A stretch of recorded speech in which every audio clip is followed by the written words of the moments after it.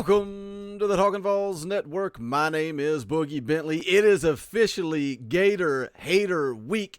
Tennessee starting off this season 3-0, first time since 2016. And let me go ahead and get you guys a little riled up, a little fired up. Back in 2016, they not only started 3-0, but they started 5-0. So let's go ahead and look ahead. Let's look at the next two games.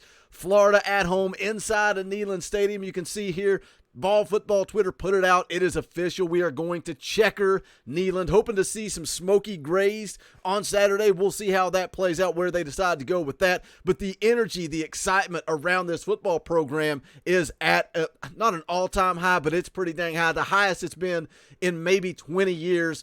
And again, you go back, the last time this team started 3-0 was 2016, where they ended up starting 5-0. So let's look ahead to Florida. That would put us at 4-0. Let's look ahead to LSU on the road. That would put us at 5-0 with Alabama coming to town. And let's talk about some excitement, but let's not get ahead of ourselves. I love that this fan base is believing. They are buying in. You guys in the chat, you guys in the comments, keep coming at me and saying, Boogie, why are you scared? Why are you guys so nervous about Florida? They are garbage. They are garbage. They limped to a win against Utah. They got beat by Kentucky. They limped to a win against South Florida. We're going to get into that in a video coming up just a little bit later today. You know, I told you guys tons of content coming your way. We're going to talk about this Akron game. It is officially the day after the post game, the live streams. It's always chaotic. A lot of people in the chat last night like to get your opinions and then also give some of our opinions on the game. But look, it's right after the game. Emotions are high. Sometimes it's a late kick like last night, 7 o'clock. It's almost midnight. We're on here talking. Like to take a day, like to sleep on it, put some thoughts together, come on for the day after every single week. And that's what we're going to do. We're going to talk about this Akron, Tennessee game that took place last night inside of Neyland Stadium. And then we're also later today going to drop a video talking about the emotional reactions to the wins and losses around the SEC this week. So be looking for that. But as always, do me a favor, go ahead and smash that like button just below the video. It's quick, it's free, it's easy. It helps the channel. I would greatly appreciate it. Also, if you're new to the Talkin VAWLS Network, welcome. As you can see last night during the live stream, we're not experts. We're not insiders. This is for the fans, by the fans. It might not always be the most professional, but we want it to feel like you're going to crack a beer, sit on your buddy's back deck, and talk a little Tennessee football. So if you like what we do, make sure you subscribe. Click that bell for notifications. You won't miss out when we go live or when we drop a video. Like I said, another video coming later today. I'll be live tonight at 6:30 p.m. Eastern Time. Come hang out. Going to be playing NCAA 2013, but also talking about Vol football. It's a good time to come hang out. Laid back stream, so come join us for that. The morning show returns tomorrow morning, 9 a.m. I'll be live on the channel for the morning show, looking ahead to Florida. But let's talk about this Akron game. Again, Tennessee went out and just took care of business last night, 63-6. That's what you want from one of these games.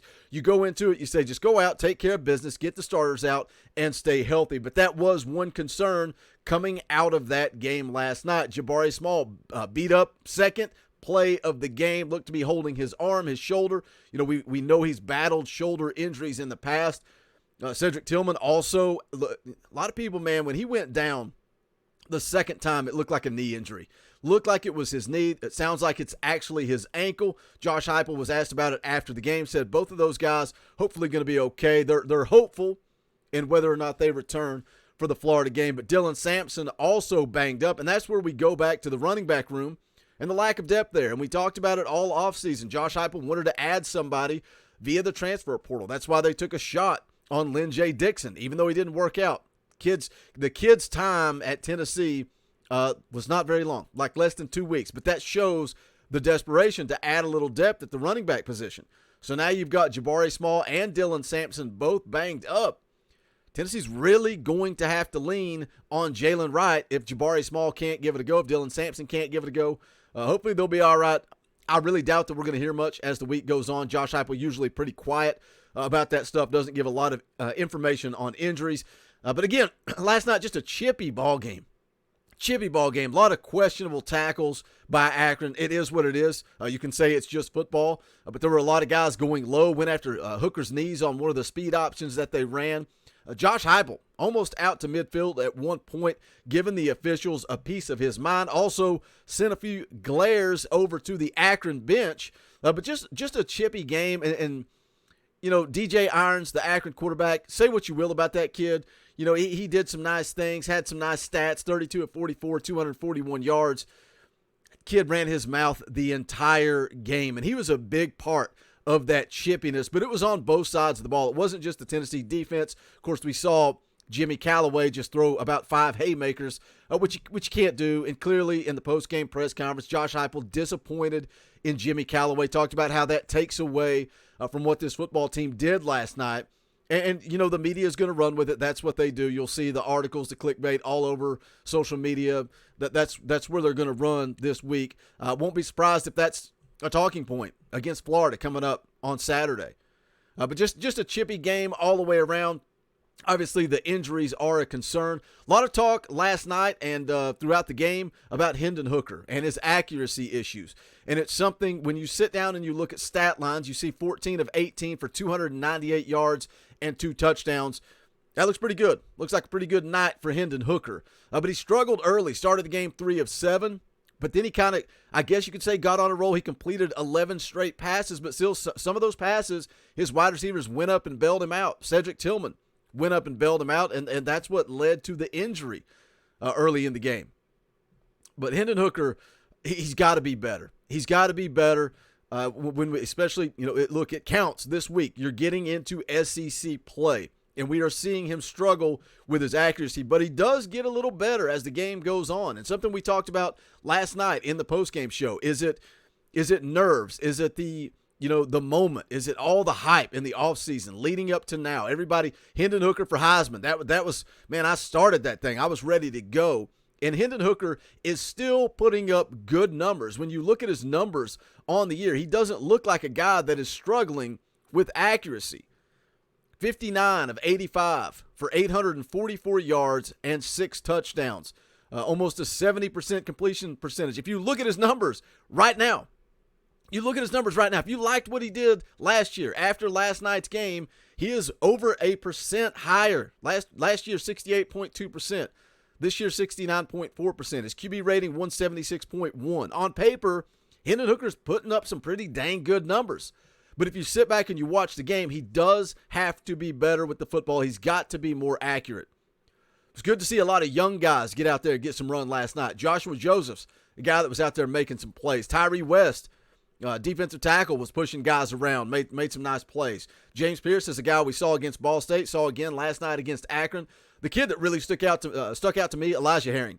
Elijah Herring had himself a day. I loved him getting after the quarterback. He had 2 sacks. I think he ended up with 3 tackles on the night. But he's a guy that, he's going to push for some playing time. And we'll see how his career plays out. Does he push for playing time this year? Does he make his way into the 2 deep? We saw Juwan Mitchell return last night. So you got Juwan Mitchell, Banks, Page, and Beasley. Can Elijah Herring push one of those guys, particularly Solomon Page? Solomon Page kind of feels like the odd man out of that 2 deep, and I wonder if we will eventually see Elijah Herring push for that starting job as the season kind of progresses. Something this team needs to work on is the ground game, and when you look at the numbers from last night, again, pretty efficient when you look at the grand scheme of things. Tennessee had 238 yards on the ground last night. That's not something you can really complain about. But Jalen Wright, 23 carries, 96 yards, average 4.2 per carry. You want to see that average per carry come up a little bit, especially against a team like Akron. Do you think it's the offensive line that's struggling to create space, to open holes for these running backs? Dylan Sampson looked fantastic. He looks the part. I know a lot of you guys, a lot of the chatter, we've been talking about it. A lot of the buzz coming out of fall camp was about Dylan Sampson. He looks the part. And I like, getting the speed option involved. I saw some people on social media complaining about that. Why would you put Hendon Hooker out there in a dangerous position? Well, you do that because you're showing little wrinkles of your offense to Florida that you're going to scheme up and try to do something out of. I think that's exactly what they were doing. But look, that could be a great play for Dylan Sampson. That's the best. They've ran that little speed option a few times before, but it's never looked better than it did when you've got the burner Dylan Sampson out there on the field. He's another guy as a true freshman. Can he push for a starting job? Josh Heupel postgame praised Dylan Sampson, praised him for his pass blocking, his pass protection, getting a grasp of what's going on out there. Jeremy Banks had himself a good night. He played physical. He played violent. He was living in the backfield. But let me praise Jeremy Banks for kind of dialing that violence in. couple of times he had opportunities to deliver some big shots on the sideline. He pulled back. He's showing discipline. He's showing maturity. Jeremy Banks played some good football last night. I felt like Jalen McCullough and Trayvon Flowers were flying around, and that could be the difference in seeing SEC level speed versus seeing Akron level speed. That could be the difference, but those guys played well last night. Got after the quarterback, got pressure. I want to see this defense continue to play aggressive. I beat that into the ground the last week after that Pitt game. Just sell out, get to the quarterback, and bring pressure. Going to be driving a video here in just a few more hours. Be looking for that. Going to talk about emotional reactions around the SEC. How about Florida barely holding on for their win? Georgia absolutely dominates South Carolina. Some funny comments from the head coach over there at South Carolina. I don't think Beamer's going to get it done. And I love to see it because that was a team I was scared of. But the more this thing plays out, the more I think Tennessee's just going to absolutely blow the doors off of South Carolina. But we'll see. A lot of content coming your way. Hope to see you guys in the chat tonight at 6:30 for the NCAA stream. Going to be a good time talking Tennessee football. But before you get out of here, do me a favor. Smash that thumbs up on the way out the door. Also, go check out the official merchandise of the Talkin' VAWLS Network. You can go to bonfire.com/store/TalkinVaulls. We appreciate any and all support. We're on that road. We are right around the corner from 15,000 subscribers. We need your help. Share these videos out. If you see a social media post, if you see the tweet when we post a video, retweet it. Word of mouth is how we grow this thing. We appreciate the support. Thank you to everybody that showed up last night for the post-game stream. That's going to do it for this one. This is the Talkin' VAWLS Network. My name is Boogie Bentley. Go Big Orange.